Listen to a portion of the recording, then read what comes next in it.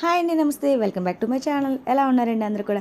ఎండాకాలం వచ్చేసింది కాబట్టి చల్లగా ఏదైనా తాగితే బాగుండు అనిపిస్తుంది కదండి. చల్లగా ఉండాలి, అది కాస్త హెల్తీగా ఉంటే ఇంకా బాగుంటుంది కదా.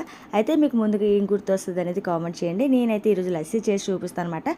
అది కూడా బెల్లంతో చాలా టేస్టీగా ఉంటుందన్నమాట. సో దీనికోసం అయితే ముందుగా పెరుగు తీసుకొని దాన్ని అయితే ఒక మిక్సింగ్లో వేసుకుంటున్నాను.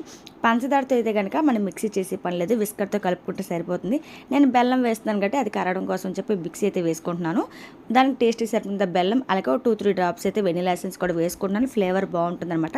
దీన్ని అయితే చక్కగా మిక్సీ చేసుకుంటే మనకి లస్సీ అనేది రెడీ అయిపోతుంది. ఇప్పుడైతే 2 గ్లాసులు అయితే వేసుకుంటున్నాను.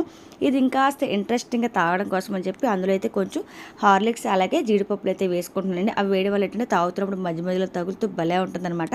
మీకు ఇంకాస్త చల్లగా ఉండాలనుకుంటే కనుక ఐస్ క్రీమ్స్ వేసుకోవచ్చు, లేదంటే కాసేపు ఫ్రిడ్జ్లో పెట్టుకొని తీసుకోవచ్చు అనమాట.